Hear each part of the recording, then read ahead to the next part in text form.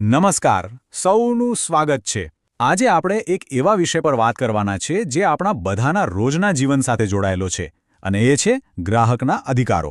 જો જ્યારે પણ આપણે બજારમાંથી કશું ખરીદીએ છીએ ને ત્યારે એની સાથે આપણને અમુક શક્તિઓ પણ મળે છે। તો ચાલો આજે જાણીએ કે આ શક્તિઓ શું છે અને એનો ઉપયોગ કેવી રીતે કરી શકાય।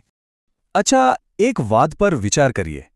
ક્યારે એવું બન્યું છે કે બહુ હોંશથી કોઈ નવી વસ્તુ ખરીદી હોય અને થોડા જ દિવસમાં એ ખરાબ થઈ જાય, કે પછી ઓનલાઈન જે દેખાતું હતું એના કરતાં કંઈક સાવ અલગ જ વસ્તુ ઘરે આવી હોય? આવું તો ઘણા લોકો સાથે થતું હોય છે, ખરું ને? પણ આવા સમયે શું કરી શકાય એ જાણવું બહુ જ જરૂરી છે। તો સવાલ એ છે કે આવી પરિસ્થિતિમાં આપણું રક્ષણ કોણ કરે? શું ગ્રાહક પાસે કોઈ સેફટી શિલ્ડ એટલે કે સુરક્ષા કવચ છે? તો જવાબ છે હા, બિલકુલ છે। અને એ છે આપણા આજના વિશ્લેષણનો મુખ્ય મુદ્દો। તો આ સુરક્ષા કવચ છે શું? જુઓ, ભારતમાં ગ્રાહકોના હિતોના રક્ષણ માટે એક બહુ જ મજબૂત કાયદો છે, ગ્રાહક સુરક્ષા અધિનિયમ એટલે કે ધ કન્ઝ્યુમર પ્રોટેક્શન એક્ટ। આ કાયદાનો હેતુ એકદમ સીધો અને સ્પષ્ટ છે।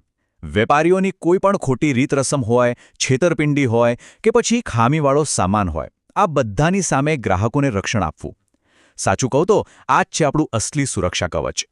તો ચાલો હવે એ મુખ્ય અધિકારો વિશે વાત કરીએ જે આ કાયદો આપણને આપે છે। આ એવા અધિકારો છે જે ખરીદી કરતી વખતે એક ગ્રાહક તરીકે આપણને વધુ જાગૃત અને શક્તિશાળી બનાવે છે।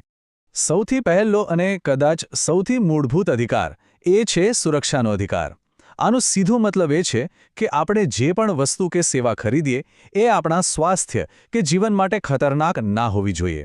જેમ કે કોઈ ખરાબ ઇલેક્ટ્રિક સાધન હોય કે પછી ખાવા પીવાની કોઈ ભેળસેળવાળી વસ્તુ। આ અધિકાર એ સુનિશ્ચિત કરે છે કે બજારમાં વેચાતી વસ્તુઓ સેફટી સ્ટાન્ડર્ડ્સ પ્રમાણે જ હોય।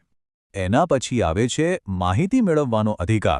મતલબ કે કોઈ પણ વસ્તુ ખરીદતા પહેલા એની કિંમત શું છે, એની ક્વોલિટી કેવી છે, ક્યારે બરી છે, ક્યારે એક્સપાયર થશે, આ બધી જાણકારી મેળવવાનો આપણને પૂરેપૂરો હક છે। કારણ કે જ્યારે આવી બધી માહિતી હોય ત્યારે જ તો એક સારો અને સાચો નિર્ણય લઈ શકાય, બરાબર ને? ત્રીજો મહત્વનો અધિકાર છે પસંદગીનો અધિકાર। આનો અર્થ એ છે કે કોઈ પણ દુકાનદાર કે કંપની કોઈ એક ચોક્કસ બ્રાન્ડ કે વસ્તુ ખરીદવા માટે આપણને દબાણ ના કરી શકે। માર્કેટમાં જેટલા પણ વિકલ્પો ઉપલબ્ધ છે એમાંથી આપણી જરૂરિયાત અને પસંદગી મુજબની વસ્તુ પસંદ કરવાની આપણને સંપૂર્ણ આઝાદી છે। સારું, તો ખરીદી કરતા પહેલાના અધિકારો વિશે તો આપણે જાણી લીધું, પણ ધારો કે ખરીદી કર્યા પછી કોઈ પ્રોબ્લેમ થઈ તો? માની લો કે વસ્તુ ખામીવાળી નીકળી અથવા જે સર્વિસ મળી એ બરાબર ન હતી, તો પછી કયા અધિકારો કામે લાગે? અહીંયા બે બહુ જ પાવરફુલ અધિકારો કામમાં આવે છે। પહેલું, અવાજ ઉઠાવવાનો અધિકાર, એટલે કે આપણી ફરિયાદ યોગ્ય જગ્યાએ રજૂ કરવાનો હક છે અને એ વાતને ગંભીરતાથી સાંભળવામાં આવશે। અને બીજું, જો ફરિયાદ સાચી સાબિત થાય તો વળતર મેળવવાનો અધિકાર। આ વળતર રિફંડ, રિપ્લેસમેન્ટ કે પછી જે પણ નુકસાન થયું હોય એના વળતરના રૂપમાં હોઈ શકે છે। અત્યાર સુધી આપણે 5 અધિકારોની વાત કરી, પણ ખબર છે, એક એવો અધિકાર છે જે આ બધા અધિકારોનો પાયો છે, જેના વગર બાકીના અધિકારોનો અસરકારક રીતે ઉપયોગ કરવો લગભગ અશક્ય છે। કેમ કે કહેવાય છે ને, જ્ઞાન એ જ સાચી શક્તિ છે। તો એ કયો એક અધિકાર છે જે આ બધામાં સૌથી વધારે મહત્વનો છે? એવું તો શું છે જે એક સામાન્ય ખરીદદારને એક સ્માર્ટ અને જાગૃત ગ્રાહક બનાવે છે? અને એ અધિકાર છે ગ્રાહક શિક્ષણનો અધિકાર। આનો સીધો અર્થ છે કે દરેક ગ્રાહકને પોતાના અધિકારો અને જવાબદારીઓ વિશે શીખવાનો અને જાણકારી મેળવવાનો પૂરો હક છે। કારણ કે જો કોઈને પોતાના અધિકારો વિશે ખબર જ ન હોય તો એનો ઉપયોગ કેવી રીતે કરશે? એટલે જ આ અધિકાર બાકીના બધા અધિકારોમાં જીવ પૂરે છે। તો આ બધા અધિકારોનો સાર શું નીકળે છે?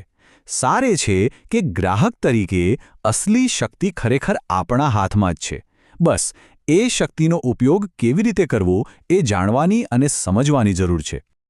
ચાલો એકવાર ફટાફટ આ 6 મુખ્ય અધિકારોને ફરીથી યાદ કરી લઈએ। સુરક્ષા, માહિતી, પસંદગી, અવાજ ઉઠાવવો, વળતર મેળવવું અને સૌથી અગત્યનું, આ બધા વિશેનું શિક્ષણ મેળવવું। આ 6 અધિકારો જ ગ્રાહકની ખરીદ શક્તિનો મુખ્ય આધાર છે। અને અંતમાં એક સવાલ જે વિચારવા જેવો છે। જરા વિચારો, જો દરેક ગ્રાહક પોતાના આ અધિકારોનો પૂરેપૂરો ઉપયોગ કરવાનું શરૂ કરી દે તો એની સામૂહિક અસર શું થશે?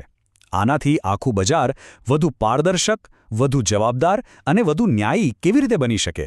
આ પ્રશ્ન ખરેખર મહત્વનો છે, કારણ કે એક જાગૃત ગ્રાહક જ એક સારા બજારનું નિર્માણ કરી શકે છે.